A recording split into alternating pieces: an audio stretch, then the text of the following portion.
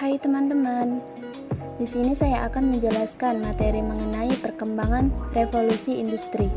Perkembangan revolusi industri merupakan suatu keadaan di mana banyak aspek kehidupan yang terpengaruh oleh sebuah perubahan global. Perkembangan revolusi industri ini dimulai pada abad ke-18, yang biasa kita sebut sebagai tahap revolusi industri 1.0, 2.0, 3.0, dan 4.0. Yang pertama mengenai revolusi industri 1.0. Sebelum revolusi industri 1.0 ini terjadi, manusia memproduksi barang atau jasa hanya mengandalkan tenaga otot, tenaga air, ataupun tenaga angin. Pada tahun 1776, James Watt menemukan mesin uap yang telah merubah sejarah, yang dimana penemuan mesin uap ini menjadikan proses produksi lebih efisien dan murah. Sehingga pada revolusi industri 1.0 ini tidak ada lagi yang namanya mempermasalahkan waktu dan tempat secara spesifik untuk diperlukannya dalam hal proses produksi sesuatu. Yang kedua, mengenai revolusi industri 2.0. Revolusi industri 2.0 terjadi pada awal abad ke-20.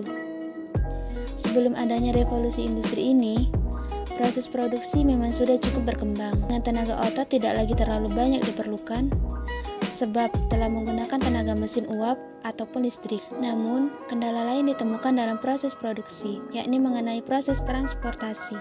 Untuk memudahkan proses produksi di dalam pabrik, alat produksi untuk mengangkut barang-barang berat seperti pesawat maupun mobil sangat-sangat diperlukan. Sebelum revolusi ini terjadi, proses perakitan mobil harus dilakukan di suatu tempat yang sama demi menghindari proses transportasi dari tempat yang satu ke tempat yang lainnya.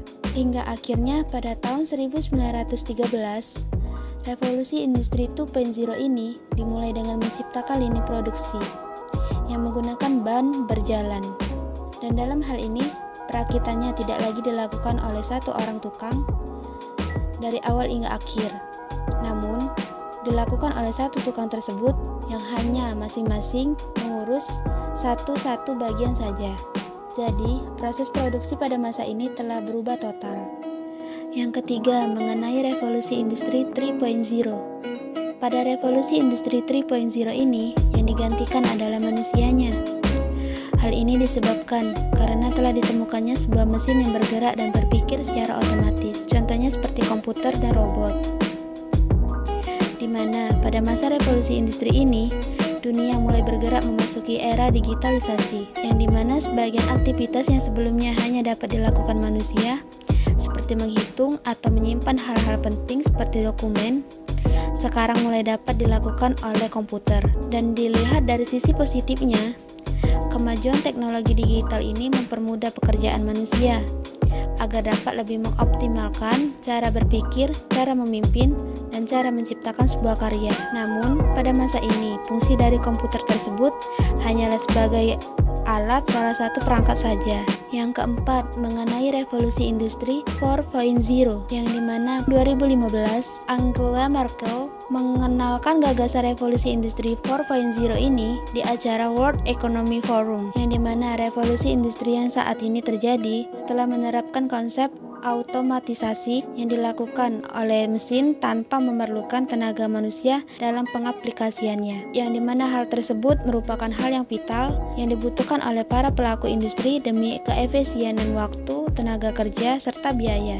Namun tidak hanya itu saja, saat ini dalam hal pengambilan ataupun pertukaran data juga dapat dilakukan secara on time apabila dibutuhkan, sehingga proses produksi ataupun pembukuan yang berjalan di pabrik dapat termotorisasi oleh pihak yang berkepentingan selama terhubung dengan internet. Dengan proses tersebut memberikan wawasan yang berguna bagi manajemen pabrik. Data diproses dalam alat-alat yang canggih untuk menghasilkan informasi yang logik, serta data-data tersebut diproses agar dapat membantu mempertimbangkan adanya masalah yang terlihat maupun masalah yang tidak terlihat dalam sebuah pabrik industri. Sekian penjelasan dari saya mengenai materi perkembangan